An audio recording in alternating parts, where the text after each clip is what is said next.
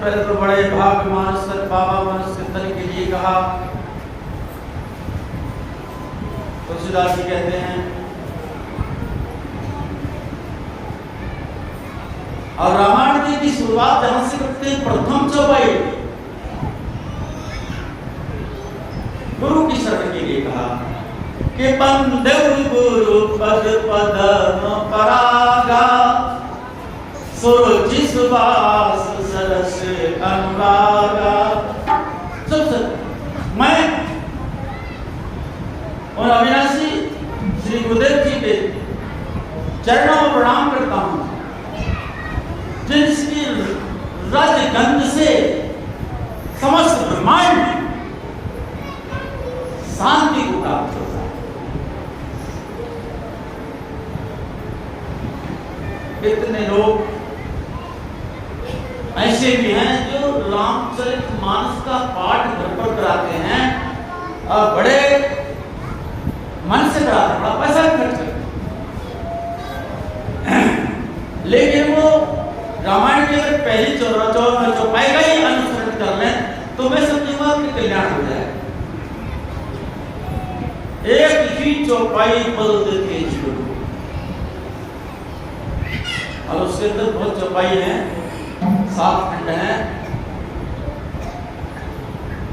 तो ये जो सब हम कर रहे हैं दिखावटा कर रहे हैं, भागवत कथा करा रहे हैं, शास्त्री जी आ रहे हैं, हमने इतनी बड़ी भागवत कराई, इतना भंडारा किया, हमने रामचरितमानस पाठ कराया, इतना भंडारा हुआ, जितने महंगे के लाए थे हम, शास्त्री आए या जो पार्टी आई इतने पैसे भी लाए थे, ये सब कुछ तुमने किया, लेकिन आपने अपने जीवन में के लिए कुछ उनसे संजोया, कुछ सीखा? जीरो बेटा जीरो। बल्कि जब वो रामायण का पाठ करके चले गए, फिर पाठ हो गए, डांट खोल के फिर सो गए, कहां तक गए आप? ऐसा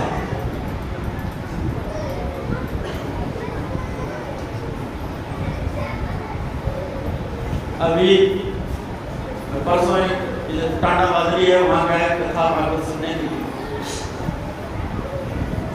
इन्होंने हमारे मस्तिष्क का कन्वर्जन ऐसा कर दिया कथावाचक वालों ने, उनसे हाथ उठा करके जबरदस्ती कह रहे थे किन किन के घर में लड्डू गोपाल नहीं है। क्यों कह रहे? संत भोले बाबा जी, और उनमें से 2 महिलाओं ने हाथ उठा दिया, हमारे घर में हमारे, जिन्होंने नहीं खाया उनसे भी कह रहे थे कि जिनके यहाँ नहीं वो भी ले आओ। हम कह रहे थे सुबह उठो, उठते ही उठाओ, जगाओ, उनको मुंह धुलवाओ। भाई रामायण जी में तो कहीं लिखा नहीं ये बात, ना गीता में कहीं लिखा, गीता में तो भगवान ने कहीं ये बात भी नहीं कही अपने मुखारबिंद से कि तू उनको कृष्ण कृष्ण कहे, कृष्ण का नाम नहीं करना, वासुदेव का अविनाशी सच्चिदानंद का जिक्र है। आज ये कथा वालों ने भाई उसको जहां भी तुम ले जाना चाहते हो, लेकिन कहां लेके चले गए हो? उसके साथ साथ अगर आप ये भी कह दो कि जहां लड्डू गोपाल बैठे हैं वहीं तुम्हारी सासू माँ भी बैठी हैं, तो जिस थाली से तुम ले जा करके लड्डू गोपाल को दे रही हो, भोजन करा रही हो, लड्डू गोपाल जी से जो बच जाए वो अपनी सास को दे देना।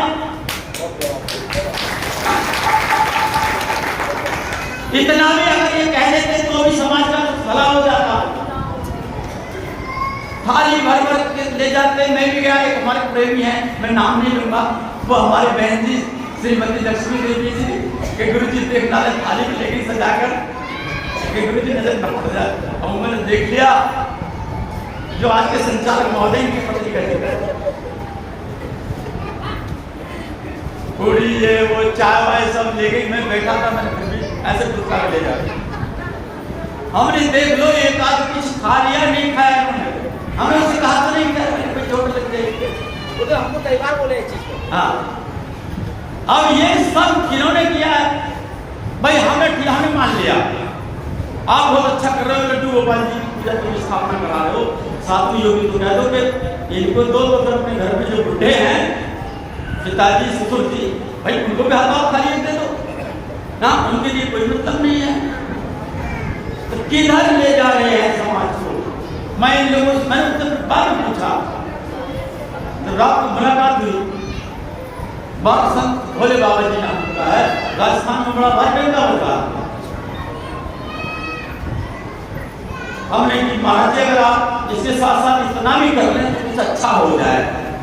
ये लोग जो खा रहे हैं, जो खा लेती हैं, जो मूर्तियां जो देवता खा लेते हैं उनको खिला नहीं रहे हैं, जो खाते बिल्कुल नहीं हैं उनको खिला रहे हैं।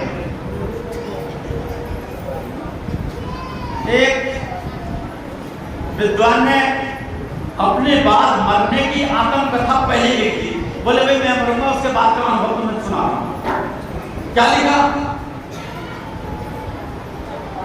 बोले मेरे बेटों ने जीवन भर फटे कपड़े, जब तक कपड़े फट नहीं गए तब तक कोई कपड़ा बना के नहीं दिया, नंगे जूते चलता रहा, जेब खर्च के लिए कोई पैसा नहीं दिया, और जब मेरा शरीर छूटा तो अर्थी पर कपड़ों के चट्टे लग गए, मेरे चरणों में पैसे चढ़ाए जा रहे, कभी घी चिपड़ गए, रोटी नहीं खिलाई गई, और जब चिता में रखा गया तो मेरे मुंह भर के घी भी दिया गया, कभी सिर में तेल डालने के लिए नहीं दिया गया, पूरे देह पर घी भी मला गया। देखो जिस समय ना वो स्वीकार करता है, ना उसको मिलता है, ना वो खाता है, ना पीता है, ना उन पैसों को लेता है, बाद में फिर कितना काम करे, फोटो को बना करके दीवार पे टांग कर माला लगा रहे हैं, पहले कभी प्रणाम तक नहीं किया, पहले सिवाय तंग करने के कोई काम नहीं किया। ये सब विडंबना है। इन सारी बातों को देखते हुए वेद में लिखा गया मनुर्भाव, हे मनुष्य बन जा, अभी मना नहीं है ना। हमारी सनातन संस्कृति में देवताओं का महत्व माना जाता है, हम भी मानते हैं, माता पिता देवता है, मातृ देवो भवे, पितृ देवो भवे, अतिथि देवो भवे, आचार्य देवो भवे। और एक और बात, वो दूसरे धर्म में ऐसा नहीं है, हमारे यहाँ देवी बनाई जाती है, जब वो शादी हो जाती है उस कन्या की 18 साल की 20 साल की, साथ लगन में तिरके जा रहा है तुम्हारी लीलावती जो भी है कन्या, लेकिन शादी होने के बाद जब वो बाम में बैठ जाती है तुरंत उसका नाम देवी हो जाता है। हमारे देवी बनाई जाती है, और उन बनी हुई देवियां, ये देवियां जो बनी हुई हैं ये बहुत काम करती हैं, और जिन देवियों को ये देवियां बनाती हैं वो कोई काम नहीं करती, कोई रोटी नहीं खाती, ना कुछ खाती, बनाती है ना देवियां, तो लोग को देवी बनाया। अब देवी का क्या कर्तव्य है?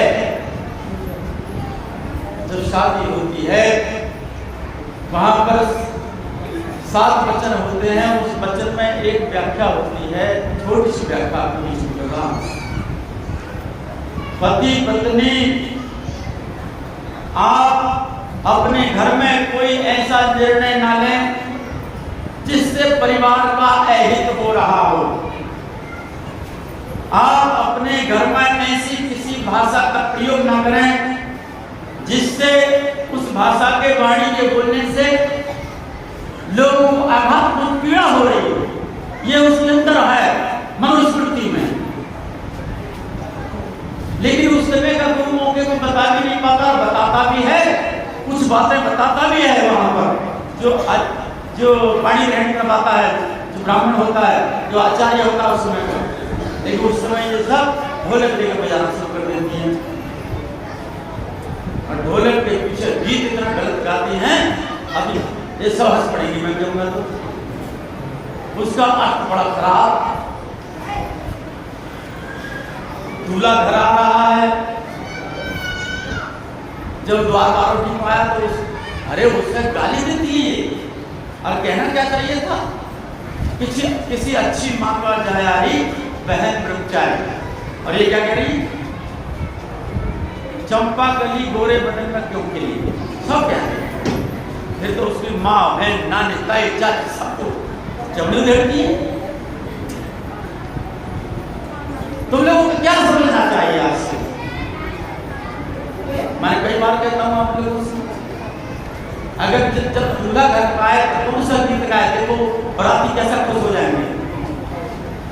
बरनी का बरना आया री बहने ब्रह्मचारी, बरनी का बरना आया री बहने ब्रह्मचारी, बहने ब्रह्मचारी इनके मोचारी, बरनी का बरना आयो री बहने ब्रह्मचारी, बरनी का बरना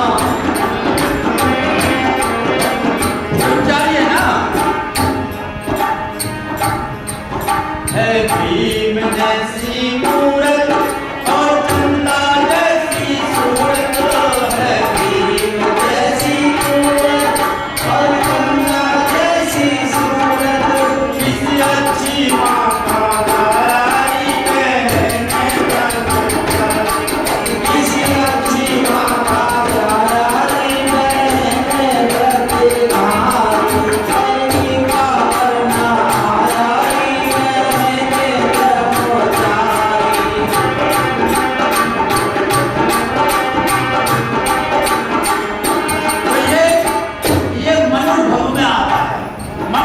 जाओ तुम कह रही हो बनाने मेरा घर हो दिया, मैं कपड़े होती तो खाए काटने के काम में आओ।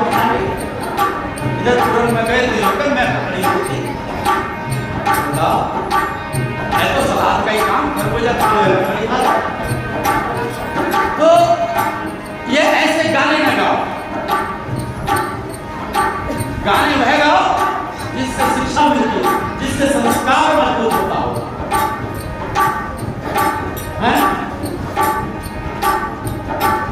और शिक्षा लाड़ो कैसी गाओ। 1994 में हमारे भाई की शादी हुई, तो वहां जब गए हम, तो जब साध्वी ब्रह्मचारी एक महिला थी, उसने ऐसे गीत गाए जब हम भोजन खा रहे थे। अरे आंखों में आंसू आ गए, ऐसे ऐसे संस्कार दे रही थी वो, हमारी याद भी नहीं है, लेकिन वो चुप रहे हैं आज तक भी। कितना अच्छा बोला था, किस तरह की बोल रही थी वो।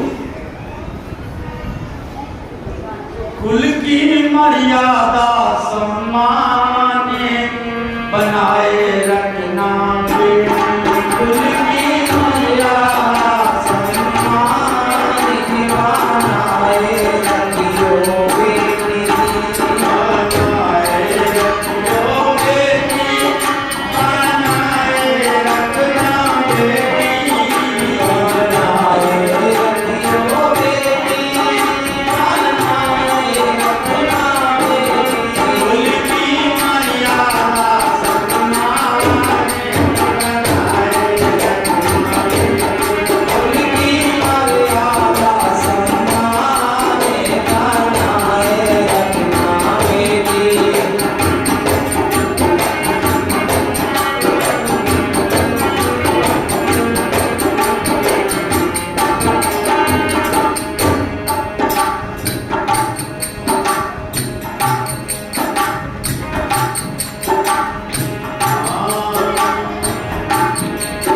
सब काम समय से करना, बस पूजा की वही करना, सब काम समय से करना, पूजा हर नहीं करना, बस तू जहाँ की तहाँ नहीं रखना, बस तू जहाँ से उठाई है वहीं रखना, सब काम समय से करना।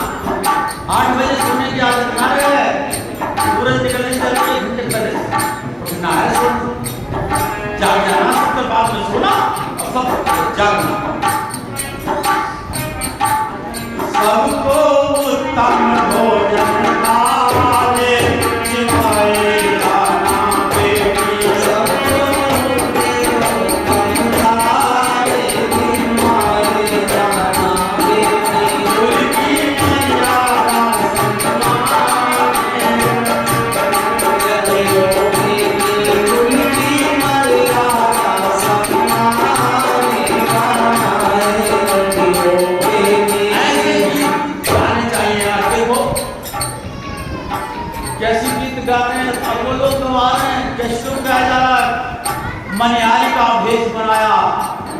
शाम चूड़ी बेचने आया, बिल्कुल गलत बोला।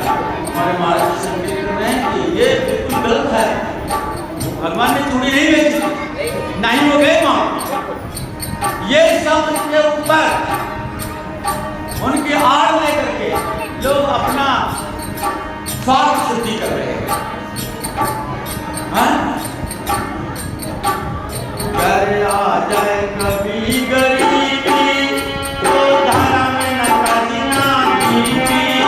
घर आ जाए कभी गरीबी तो धर्म न करना बीबी। छोटे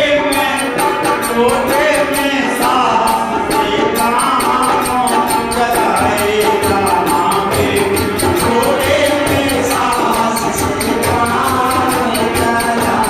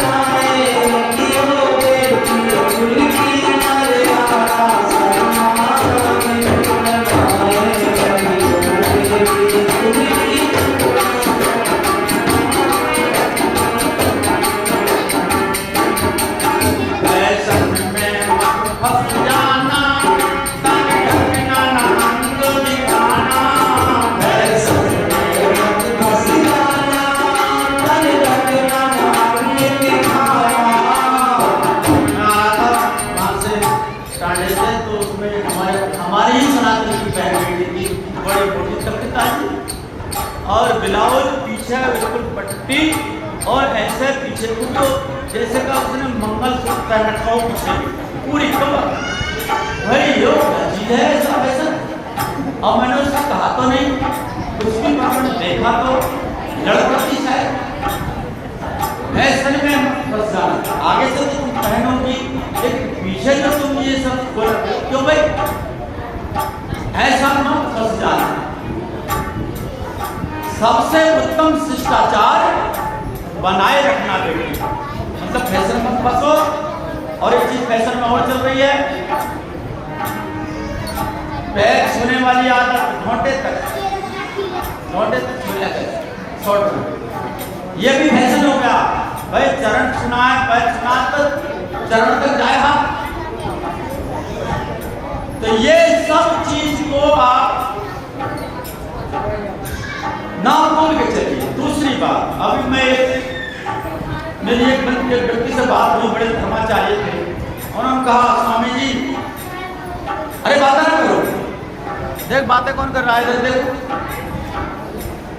उन्होंने कहा स्वामी जी, अब से 40 साल पहले 50 साल पहले क्या देखा जाता था कि भाई कोई घर देख लो जिससे क्या हमारी बेटी का जीवन निर्वाह अच्छा हो जाए।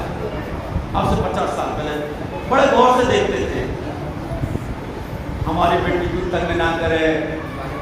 पहले लोग मारपीट करते थे, डंडियों से मारते थे। मेरे ताई देख कर गन्ना बजाते, मेरे ताऊ ने मैं भी रो रहा था, गन्ना से मारपीट हो गए। और आज तो कोई डंडी गन्ना की बात तो अलग है, उंगली नहीं उठा सकते। तो वो यूं कह रहे थे कि आज जैसे पहले उसका बिल्कुल उल्टा कर दो कि भाई कोई लड़का ठीक मिल जाए जिससे हमारी बेटी का जीवन गुजर बसर अच्छी हो जाए, लेकिन आज उल्टा ढूंढना पड़ रहा है। ऐसी संकीर्णता आ गई संस्कार में कि कोई लड़की ऐसी मिल जाए जो हमारे घर को चला ले।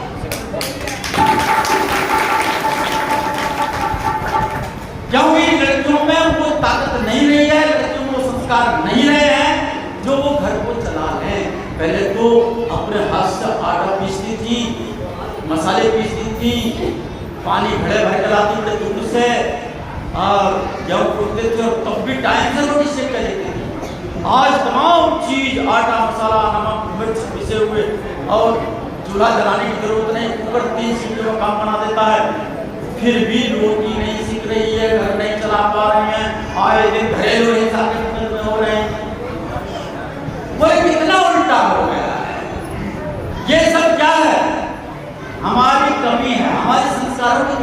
हमारी माताएं अपनी बेटियों को संस्कार नहीं देती, हमारे बेटियों के पिता ये संस्कार देना नहीं चाहते। पढ़ाओ लिखाओ, मोदी जी ने बेटी बचाओ बेटी पढ़ाओ नारा दिया, बड़ी बढ़िया बात है,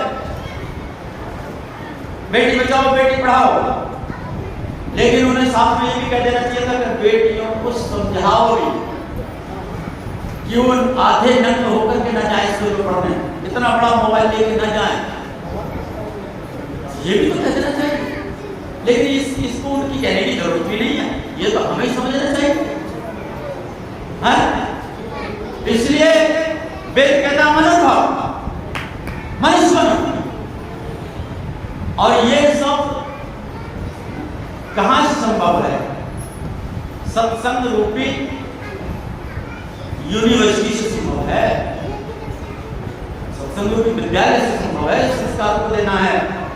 बाकी ये कथावाचक वाले जो स्कूल खुले हैं, कथा भागवत कथा वाले, इनमें तो कुछ नहीं सिखाया जा रहा, इन्होंने तो नचाते और हैं, बेटी भी नाच रही है, बहुत तुरंत वाली जो कल्ली आई है शादी वो भी नाच रही है भागवत कथा में। अरे भाई क्या कहना चाह रहे हो? दूसरे लोगों को देखो, एक लड़की ने हिजाब के ऊपर पूरे पूरे भारत को कमा कर दिया 2 साल पहले, हम लोग नहीं समझ पाओगे, समझने की जरूरत है। ये सब समझने के लिए करना क्या पड़ेगा? ये सब संतों का आशीर्वाद जब तक हमको नहीं मिल जाता, सिमरना तो बहुत छोटी सी बात है, किसी को सिमाना संतों के लिए। एक बार एक राजा था, बड़ा धर्मात्मा,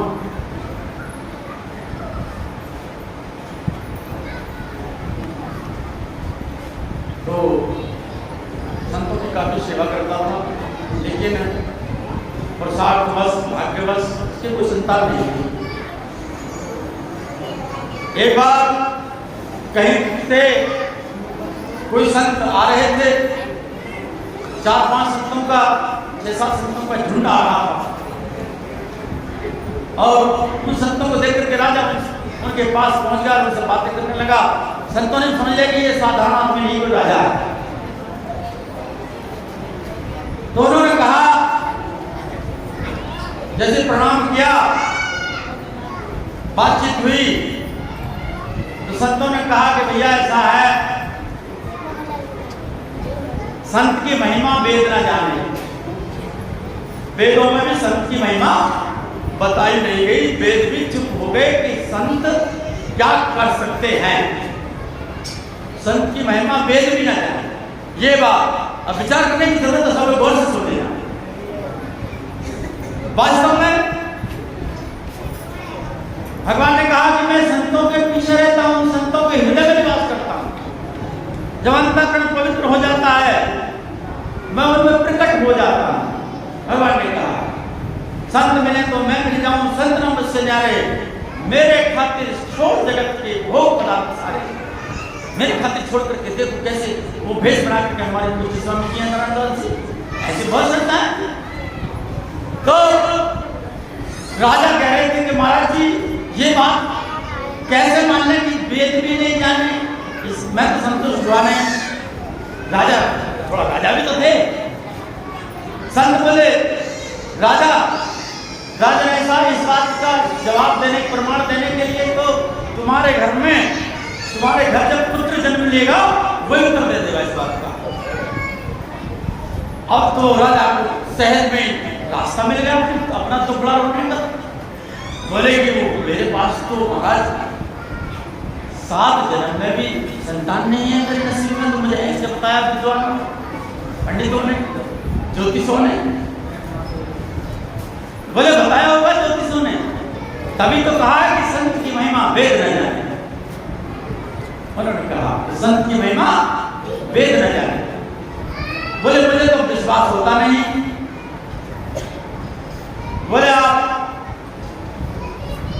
इस बात पर विश्वास करने की जरूरत नहीं है, प्रत्यक्ष के प्रमाण, जब प्रत्यक्ष में वो चीज प्रकट होगी तब आपको खुद ही उत्तर मिल जाएगा। संत जी उनको कह के चले गए कि तुम्हारे सवाल का जवाब तुम्हारा पुत्र ही देगा। अब राजा बड़ा चकित हो गया, थोड़ा सा मतलब आश्चर्य में भी फंस गया और संतों की बात पर भरोसा भी था, असमंजस में फंस गया। समय बीतने पर राजा के यहाँ रानी गर्भवती हुई और बच्चे ने जन्म ले लिया। अजीब, फिर तो संतों की बात होने में बिल्कुल सही बात है, अब तो हमारी बात का जवाब भी मिलेगा और हमें संतान तो मिली गई। तो कह के गए थे संत। जब वो बच्चा बड़ा हुआ तो ज्योतिषों ने बताया उस बच्चे को, जो लोग यूं कह रहे थे कि तुम्हारे तो 7 जन्म भी नहीं है संतान, ऐसे ऐसे लोगों ने राजा के यहाँ आकर के खूब इनाम दिया कि हमने आपका उपाय किया था, हमने ये किया था तो नहीं लेकिन हो गया, हमने बहुत कुछ किया। तो कुछ ले गए, इनाम लेके गए और बाद में एक बात और बता गए कि तुम्हारे बच्चे की उम्र कितनी है? 11 साल 11 महीना 11 दिन। और ये जो बात बता गए तो राजा अब और मुसीबत खड़ी हो गई। बोले भाई ये तो बड़ी बात खराब हुई, और थोड़ी सी उम्र है, 11 साल तो वही बीत जाए, हमें जल्दी जल्दी बीतने लगा। लड़का 6-7 साल का होगा, पढ़ने भेज दिया। अब राजा ने वेद पढ़ना शुरू कर दिया कि भाई संतों ने ये बात कही है कि संत की महिमा वेद न जाने। राजा खुद भी वेद को पढ़ते थे श्री राम जी, और बेटे को भी वेद अध्ययन कराते पढ़ा। 10 साल का बच्चा हो गया, उस बेटे के अंदर आध्यात्मिकता इतनी आ गई कि जहां भी किसी संत को देख ले लौट जाए। वेद पढ़ने से राजा की शिक्षा देने के अनुसार जहां किसी संत को देखे दंड कर पड़ा। 11 साल बीत गए, राजा की चिंता बराबर बढ़ती चली जा रही। लेकिन जैसे ही एक दिन राजा का बेटा अपने यारों के साथ, मित्रों के साथ, फ्रेंड के साथ घूमने निकल गया, थोड़ा दूर निकल गया बाबू की तरफ, देखता क्या 7 ऋषि वहां फिर मिल गए, वहीं मिल जाते 6-7 ऋषि। और उसने बारी से सारे संतों को दंडवत प्रणाम किया। और उन संतों ने एक ने कहा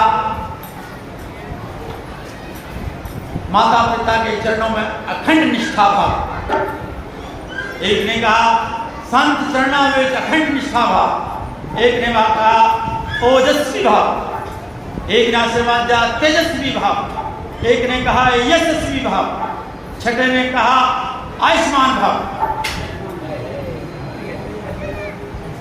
जब आयुष्मान भाव कहते तो लंबी आयु, अब 11 साल नहीं रही, चिरंजीवी का नहीं दिया, केवल लंबी आयु तक देना था। 7वें वाले ने रोक लिया कि आगे मत बढ़ जाना, रुक जाओ, बोले क्योंकि 7वां कह सकता था चिरंजीवी भाव। एक ने सबको रोक लिया, रुक जाइए, केवल संत की वाणी, संत की महिमा वेद न जाने, केवल इतनी बात बतानी है। 7 संत उस बच्चे बोले बच्चे तेरा क्या नाम है? उसने बता दिया पिताजी का क्या नाम है, समझ गए। राजा बच्चे के साथ राजा के यहाँ पहुंच गए। उसने कहा क्या संतों ने बड़ी सेवा की राजा ने, पहले तो पहुंचते नहीं, बहुत सेवा की, चरण पखार करके चरणों तक लिया, अपने शरीर पर लपेटा, सब में छिड़क दिया। और ये होना चाहिए, जब संत हमारे घर में आए तो हमें संतों के चरणों तक लेना चाहिए, तब तक हमारी पूर्णता नहीं है, हम कितने भी बनाए। संत की बात तो महिमा को समझे नहीं, चरणों तक लिया, चरणामृत लिया और संतों से वार्ता की कि मेरी एक बार शायद आपकी से बात हुई थी, वास्तव में संत की महिमा वेद न जाने। अब मेरी शंका का समाधान भी हो गया और आप भी मुझको उपस्थित मिल गए प्रभु जी। मैं तो आप ही को देख रहा हूं जो पहले संत थे, हैं? तब उन्होंने कहा कि देखो इसकी 101 वर्ष उम्र हो गई है तुम्हारे बच्चे की। संत जी ने कहा, और जिन्होंने कहा था कि 7 जन्म भी नहीं है तुम्हारे प्रारब्ध में, ये संतों की कृपा से ही हुआ है। पहले तो असंभव को संभव किया और फिर छोटे को बड़ा भी कर दिया। 11 से 111 वर्ष कर दिया।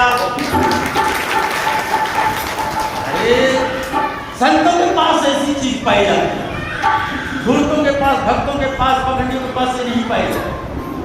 बशर्ते हमारा समर्पण होना चाहिए, है? तो मैं आपसे कह दूं कि हम संतों के प्रति जो हमारी आस्था कमजोर है, अरे वेद भी नहीं समझ पाए, तुम क्या समझोगे संत की बात? हम क्या समझ पाएंगे संत की बात? संत की महिमा को हम नहीं समझ पाएंगे। संत तो अगम परमात्मा के पीछे पीछे रहता है, भगवान ईश्वर। जहां उन्होंने कहा है कि जहां जहां बच्चिया जइयो तहां तहां जइयो गाय, कह रमैया जहां संत, कह मुल्का जहां संत है तहां रमैया जाए। मुल्क ने कहा है जहां संत है वहां रमैया जाता है। रमैया मन रमा होगा, जो अविनाशी सच्चा है।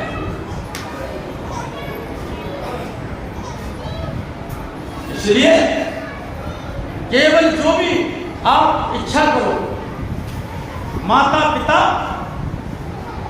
संत गुरु से ही मांगना है और कहीं भागने की जरूरत नहीं है। आपको जो भी मिलेगा वो संत से चरणों से मिलेगा। और देखिए संतों के आशीर्वाद से, संत तो बड़े विचित्र होते हैं। संतों ने ऐसा नहीं, संतों ने राज नहीं किया। संतों ने आज भी राज कर रहे हैं योगी जी, और पहले भी जनक जी योगी थे, संत थे, उन्होंने राज किया। राजा अम्बरीश थे और बहुत राजा हुए।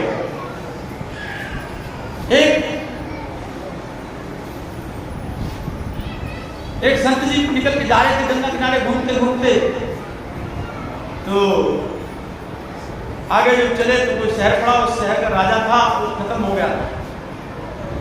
वहां की अकस्मात, वहां की व्यवस्था थी कि जो भी सुबह सुबह दरवाजे पे आ जाएगा शहर के, उसको राजा बनाया जाएगा। और घूमते हुए ये सौभाग्य की बात थी, सुबह सुबह संत जी ही शहर के दरवाजे पे पहुंच गए। अब बस ये वहां की व्यवस्था थी कि जो सबसे पहले आएगा उसी को राजा बनाया जाएगा। राजा संत जी को हाथी पे बैठा के लेके जाकर के राजभोग पहना दिया, राजा हो गए। अब यहाँ के राजा आप हो, ये हमारे यहाँ की व्यवस्था है, हमारे यहाँ का संविधान है। जब देखा कि यहाँ के राजा तो संत हैं, तो पड़ोसी राजा ने अटैक कर दिया, जैसा पड़ोसी कर रहा हमारा, हमने भी किया उसको, वो भी कर रहा कल रात से। तो संत ने, सेना ने बता दिया, गुप्तचरों ने बता दिया कि सारण मच गए हैं। राजा आप तो कुछ लड़ना भी नहीं जानते हो, आप तो साधु हैं, आप कैसे जीतोगे इन्हें? राजा कहने लगे चिंता मत करो, हम जीत लेंगे। उन्होंने जो राजा थे संत बने हुए, हम जीत लेंगे। लेकिन सब सही कह रहे थे, क्या जाने भिक्षा लिया, अपना जीवन यापन किया। तो रात को संत जी ने अरदास लगाई अपने भगवान से, परमात्मा से कि भाई युद्ध तो होना ही है और उसको कैसे जिताया जाएगा। और एक गीत तो आपके सामने हो जाते, उसके बाद समाप्ति हो गया।